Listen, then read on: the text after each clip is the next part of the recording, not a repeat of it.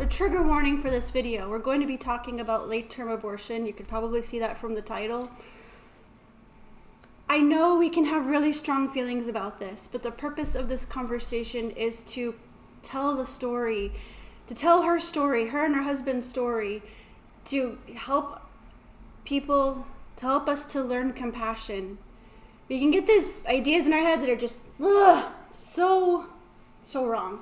So I'm really thankful. I'm kind of nervous. Not like, I don't know, I should just shut up and let you talk. Like, what made you agree to do this conversation with me? Well, when we had met back in December, and we were kind of still getting to know each other. It was the first time we kind of got together as a family with the kids. And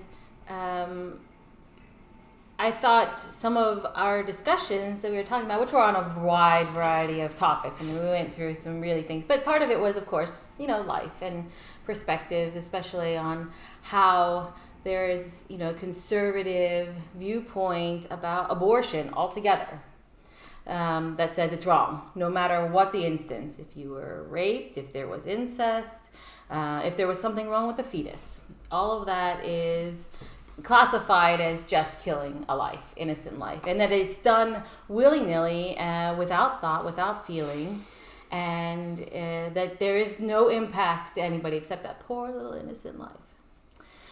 And I thought that when we were discussing that, I'd share my story. I haven't shared that story with a lot of people, primarily because it's nobody's business. It was Eric and I's decision and our business and what we felt we needed to do at the time. So, yeah, I thought it was important to feel like, I don't need your approval or your judgment, but it's just my experience. And sometimes if you can just share that with somebody, the experience, it gives a little bit of understanding.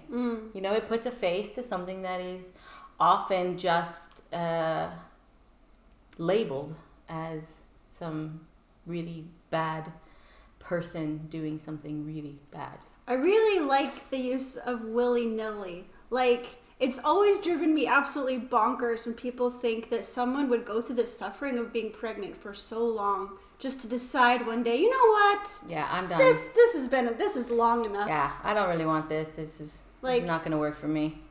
Yeah, it's never like that. I mean, the percentage of late-term abortions, and I will clarify, it wasn't a late-term abortion. Okay.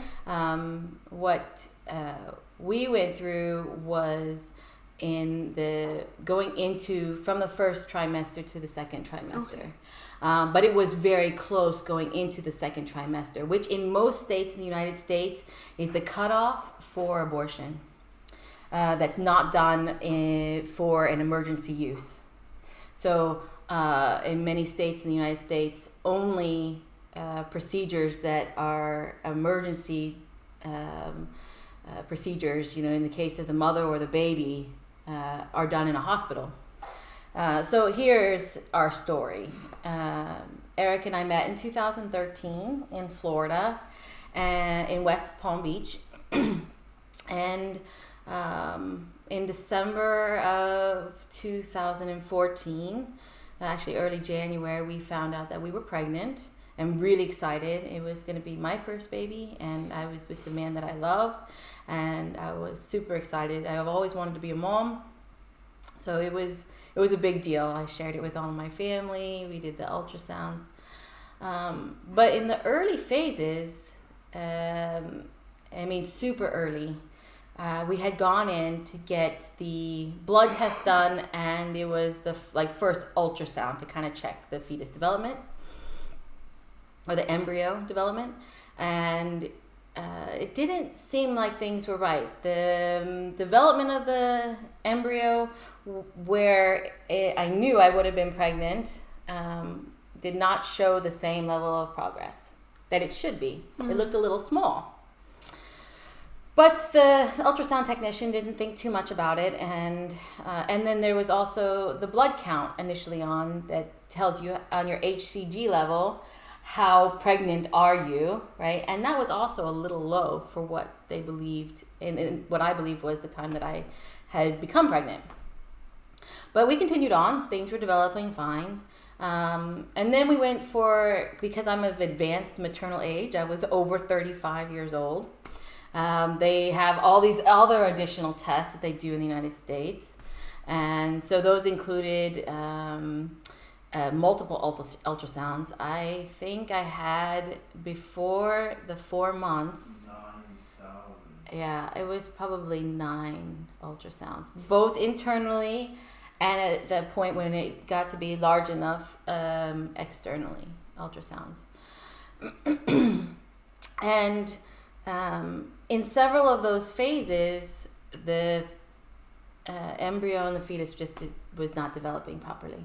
I mean, it was developing, it was growing, I was gaining weight, the fetus was gaining weight, but it started to have some real definitive things on like the second month.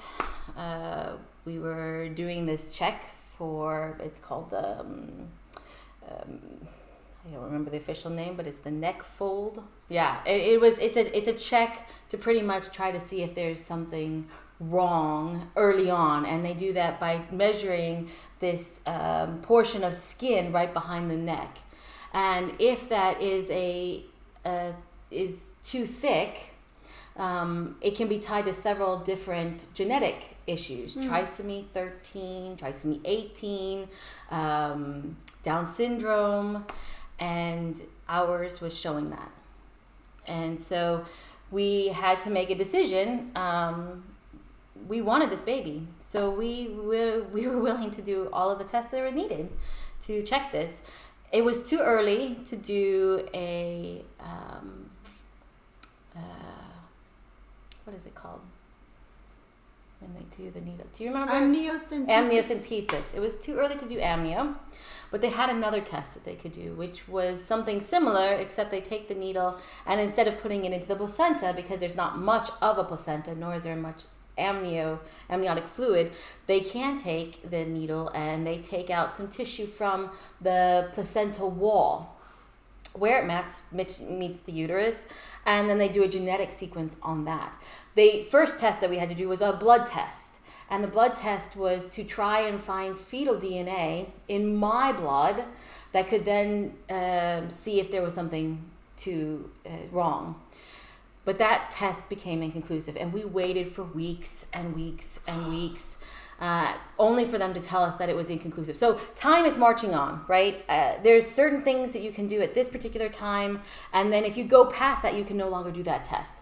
Or you have to wait for this test, and this test will be more accurate. And so we did this, and by the time we got to this test where we did the uterine wall, I was almost 3 months pregnant. The cutoff for a elective abortion in Florida is right at the end of 3 months. Right? So it was ticking down where I wasn't going to be able to have a choice if something was going to be wrong with the baby. So we got this procedure done. It was awful. It was one of the most scary things ever, because it has a high rate, just like amniocentesis, where you could miscarry. There could be damage to the fetus if the needle were to hit. Eric, my husband, was there, and he's like nearly passed out because they're doing this via ultrasound, right? Because they can't see anything but via ultrasound. And then they jab this giant needle, and it's so close to the fetus. Do you remember the pain? It was terrible pain. It was terrible pain. And they do a local anesthetic to the stomach, but it doesn't change the fact that you're feeling this thing inside you that's just kind of jabbing down to grab just this little piece. I mean, and the needle is super thin. It's like a little bit thicker than a hair. So we waited, and then we had to wait, and it was going to be like another week for that test, right? But finally, the week that we had to make a decision, we finally got the information, and it was trisomy 13, and it was a girl, and we started to read about trisomy 13, and this is a really, Down syndrome is on the lower scale of genetic issues that the fetus has a chance of survival. But trisomy 13 doesn't. The baby would be born, a baby would grow. My body would support the growth of the baby, but the brain would never develop. It would stop at the brain stem and would never get a lobe, a frontal lobe, side lobes. So therefore it would be incapable of eating, walking, breathing on its own. All of the brain function capabilities would not be there. Wow. So as soon as we found out what it was and what it would entail, again, my body would support the baby would grow, but it would never be conscious. It would never have. Was there also a chance that the baby would be born dead as well? Yeah, but then it would be a stillborn, but we would probably have, if we had continued with the pregnancy, they would be doing tests pretty regularly for that to happen. But the heart was strong. I mean, the other bodily functions on the fetus were very strong. And that left us with this whole another level. And, unless you go through an abortion where you're actually having to not just take the pill, because a pill does something very similar as, the embryo is so small, it can be eliminated that way. But when it is towards the second trimester, the fetus is too big to do that. It needs more help. So we went to a counselor in an abortion clinic in Florida, because at that point, all of the doctors that I had worked with, they no longer can help you. You no longer talk to them. And they pretty much just shove you out the door and say, good luck with your life. Not my problem anymore. Yeah, because none of them can, they're trained to perform abortions for medical emergencies, but otherwise they don't mix. Prenatal care and abortions, they don't mix at all.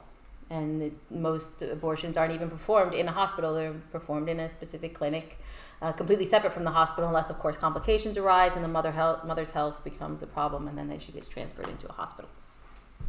So that was a little bit shocking, and it was a little bit disappointing that it was kind of just cast off.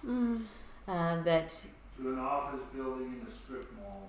Yeah. Wow. I don't know if you heard that, but he said to an office building in a strip mall.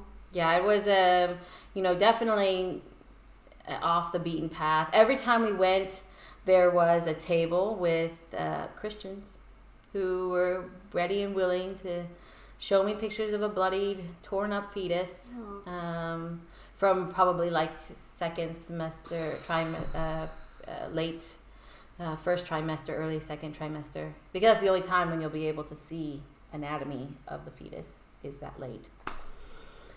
And it was shocking. And there were other women in this clinic, but it was for a variety of different reasons, not just abortion. It was also for female reproductive care. So just getting a normal gynecological exam, people were there. We did a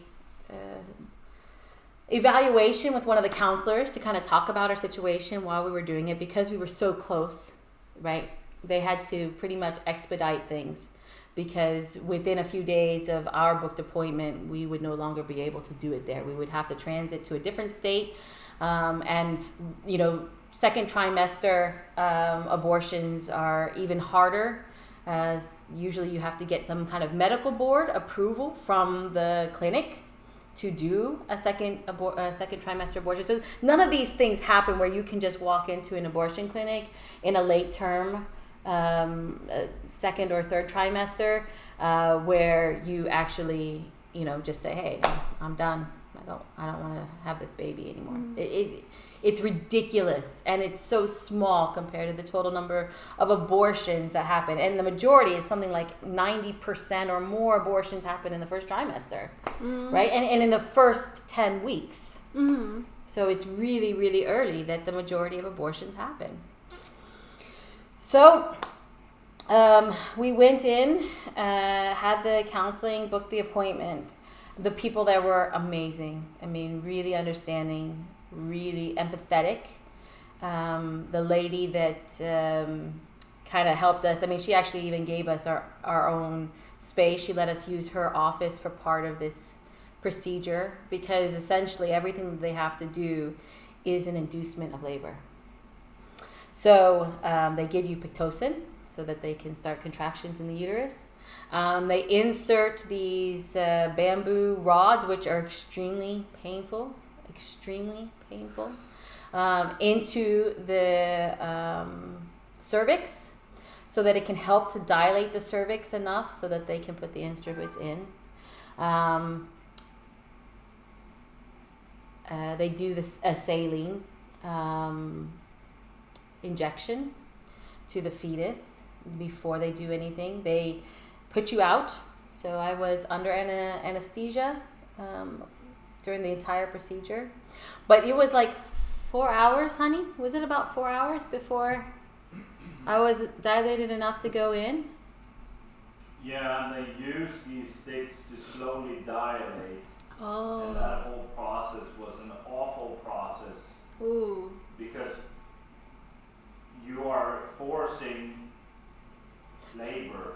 Yeah, the body naturally thins the cervix in order for it to be able to expand, right?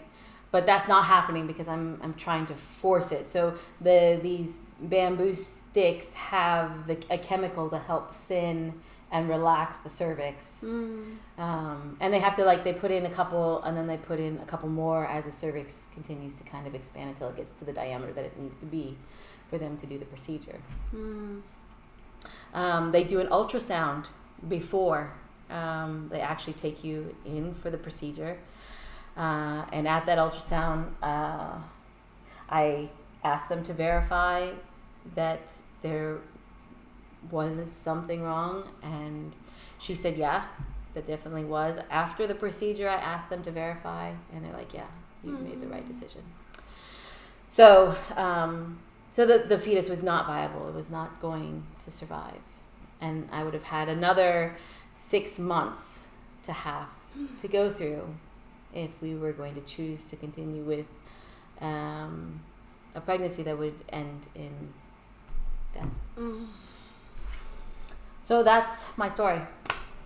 How did you kind of feel once you knew something was wrong? Did you kind of feel like kind of being released, like kind of saying goodbye to her and letting her go in a way?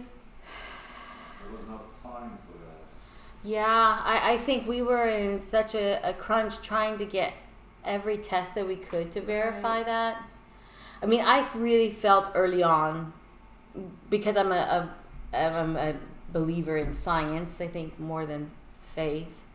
When the numbers came in on the HCG levels, I was like, oh, this doesn't seem right. I mean, I track my menstrual cycle, so I knew exactly when I got pregnant. Right. And this is a curve that's relatively standard, right? It's and my deviation on that was pretty big. So I think I knew at the beginning that something wasn't quite right. So it made me more willing to continue to do every test to verify that. But I kind of felt in the early stages that something wasn't quite right. I didn't have any other physical effects to that. Because I believe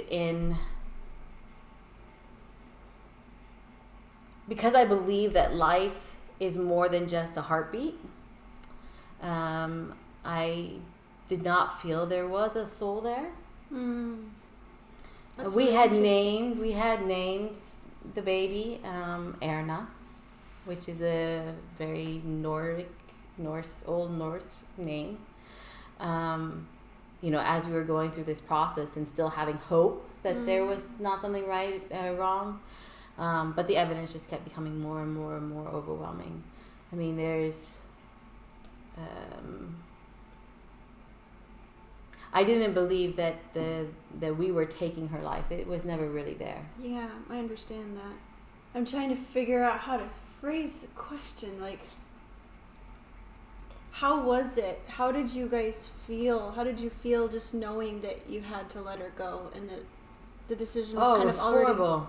It was horrible.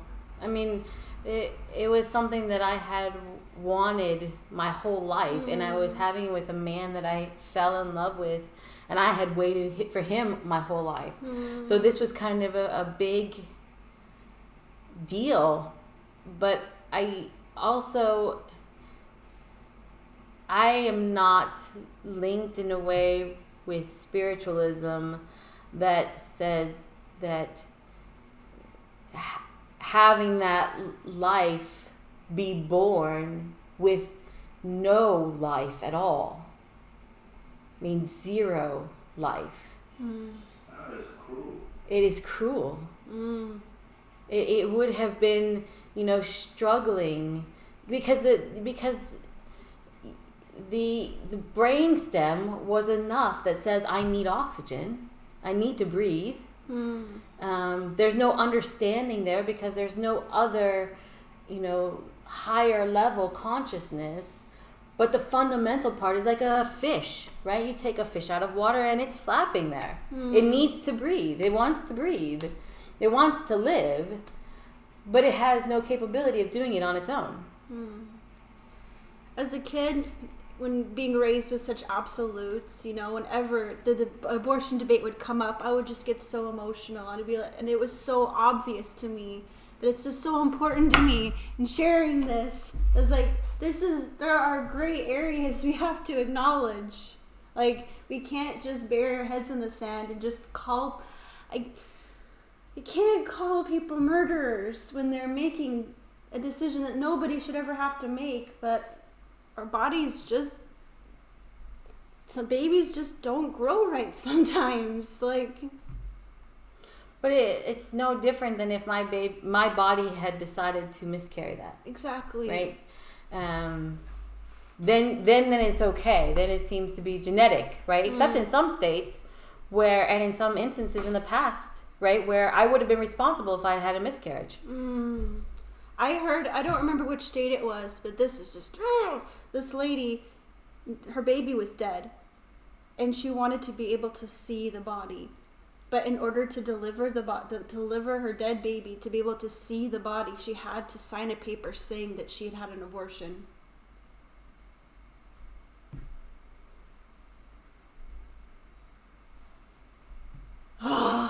Don't you just want to punch somebody? It's mind blowing. I think the patriarchal viewpoint of women's reproductive care is ridiculous. We're 51% of the population, folks. Women are 51% of the population, and the only time that men or society cares is our reproductive years. Too young and I can't reproduce. You don't care. Oh, poor little girl. She's gonna starve to death. No worries. She's not able to reproduce anyways. But those reproductive years, 16, 35, that's when you care. After that, we don't care about women's reproductive care. That's why we don't have any, it took 50 years to realize uterine cancer was caused by HPV. Come on. I mean, we're still dealing with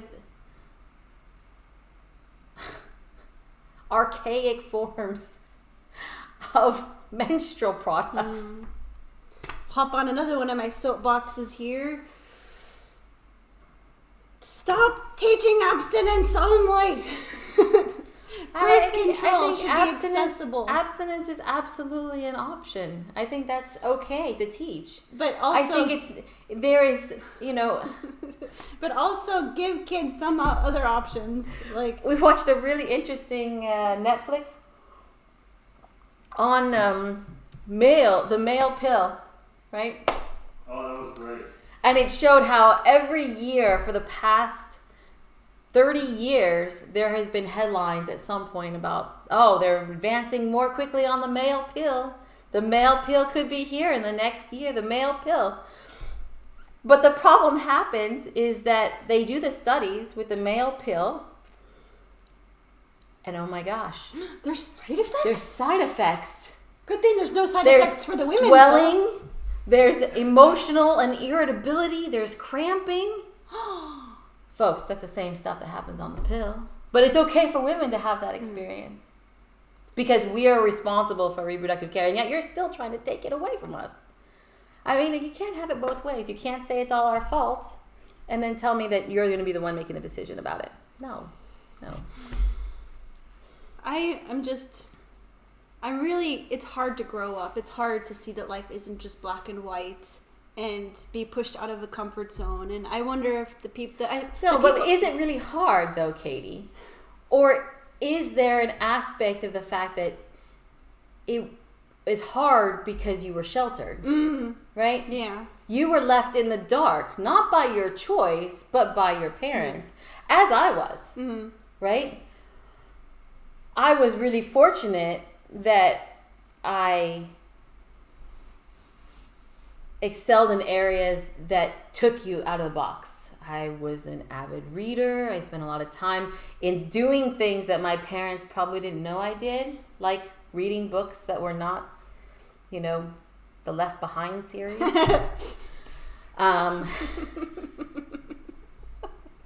So I tried to expose myself to a lot of other things and different ways of life. And then joining the military, you get even more of that. And then traveling the world, you get even more of that.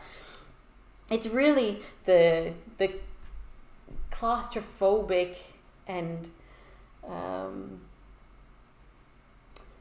overbearing culture that makes it hard. Yeah. It feels so good once you're finally out, though, to be able to be allowed to have compassion for people instead of having this oh, you're different from me, you believe differently, you've done things that I would never do. The judging. Yeah, the judging. Yeah, the judging. To be able to just cast off the judging and in the black and white and just be able to say, it's not my business. You don't need my forgiveness. It is what it is. To be able to not look at women being for women's reproductive rights, to be like, ooh, I hope we'll kill some babies today. It's demonized to the point where, where women are, we're the life givers, but at the same time, we're now just mass murderers. Because we've decided that having that child for whatever reason is not going to be the right thing for us. And it's that power, the lack of power that society and men in particular in a conservative stance is afraid of, right? Because we'll take that power away from them. It was one thing as Neanderthals and early hominids that women were reduced to breeding because we were weaker. Our contribution is in a totally different way. And the control and the power comes from this stronger thing, right? Now strength isn't the problem, right? I mean, sure, there's still domestic violence that is being used to make women in a subservient role, but everything else is regulated. Everything else is politically regulated to keep women controlled. And no other way is more highlighted than reproductive. Because it's okay to make sure that there is funding for a man to get an erection, but not for me to get gynecological care. And the fact that women that want to be sterilized, if they're under a certain age, aren't allowed to, because what if they get married and their husband wants to have kids? Yeah. People is like, you want a sterilization? Here you go. Sterilization for you, sterilization for everybody. Because we keep still saying that, you're not a woman. One of my favorite people to follow on Twitter, even though I totally disagree with everything she says, is Candance Owens. Oh. And most recently, she just had a baby.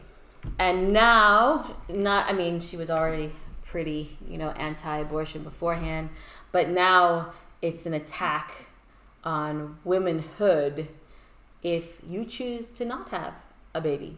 She doesn't think that, we should throw off the feminism, the modern feminism, and we should embrace what we were made to do. I had a miscarriage and it was devastating, and I have twins and they're amazing, but man, it's hard. And I think if it's this hard when I wanted them, if people don't want them, go in peace, bless you. Like, let's you don't take want care them. of the babies that are born, the life that is here. Right? There is so much studies, and who is the guy, honey, that we were watching? What's his name? Nielsen, the statistician, the Swedish statistician. Rosling. Hans Rosling. Hans Rosling. Yeah. Oh, Hans Rosling. Look him up. Fascinating guy. Swedish statistician. Really tried to put into layman terms our perspective about the world and how media in many ways portrays everything very negatively. But in the last, 200 years, as country after country has found democracy, much of our perceptions about standards of living for developing countries, birth rates of developing countries are wrong. And that it's not third world countries anymore that are just having massive amounts of babies. There are still some. It's the not just women. quiverfuls. It's these developing countries that as you have better health care, as you have reproductive care, as you have choice and birth control, women are choosing to have less children, which overall helps the planet. Because then we're overpopulation, right, allows those children that are born that they have decided to have more. And that they can happily provide for their 2 children or their 3 children instead of their 7 children. Yeah. And Morton and I are Christians, and we've always gone into it with, we're taking birth control. We're being responsible. And if God wants a baby, he will override the birth control. Like, if you believe God's big enough. Eric and I were actively trying to prevent getting pregnant when we got pregnant with Einar, our son. So That kid's meant to be here. He's meant to be here, and he is a delight and a joy, and I'm so happy. It didn't make me any less nervous. That must have been now terrifying. I was even older. I was almost I was 39 when I got pregnant. Oh, I bet you waited a long time to tell people.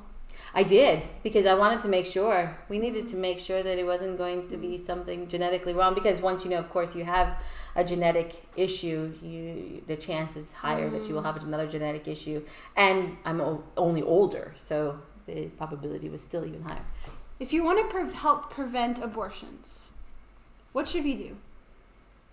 You teach reproductive care. You allow girls to not get pregnant. You teach boys responsibility, right? It certainly doesn't take one person to have a baby.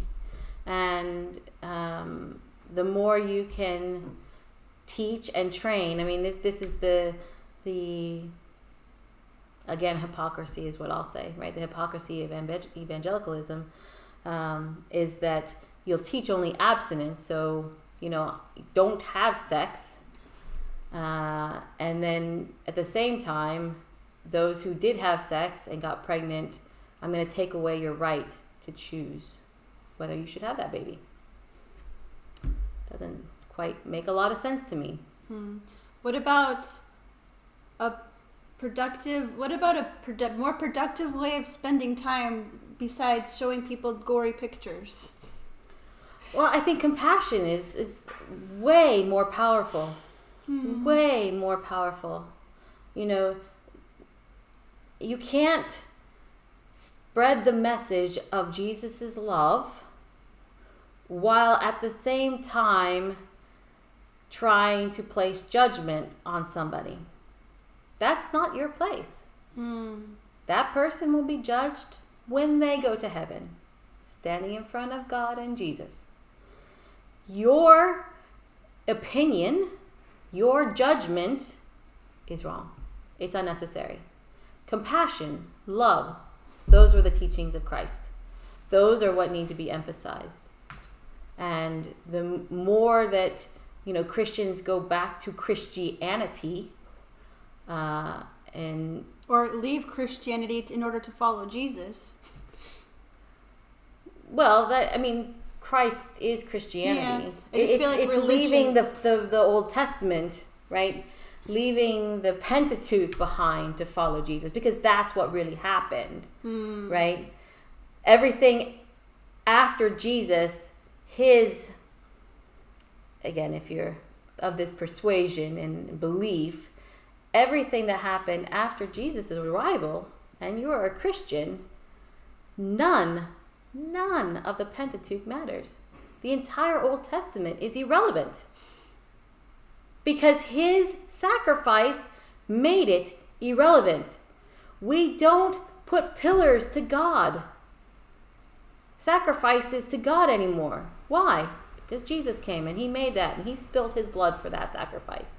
So to believe in everything in the Old Testament and try to take the laws from Numbers and Leviticus is ridiculous. It's ridiculous. These mean nothing. Old wine and new wine and old wine and new wineskins. What's the thing? If you try to mix something new with something old, it will burst it. Yeah, or just sour the whole thing. Yeah. And then that's kind of what I think has happened. A lot of people are feeling pretty sour about religion these days. You can't grow. Christianity grew from the message of Christ. It certainly didn't grow from the message of Abraham and Moses. That's all I have to say about that. Yeah. Christ made Christianity. It's irrelevant with anybody else. Well, thanks so much for sharing your story. Thank you, Katie. Appreciate it. People, thank you very much for listening to our story. Hope we can have more conversations about juicy things like patriotism and your service in the military. Absolutely. And fun stuff like that. Absolutely. I have a lot of opinions. Yeah, I love people with opinions. Some facts. In my videos like this. Thank you so much for being here. Hugs. I'd hug you, but as you see, we're being social responsible. distancing. Yeah, we're keeping distance.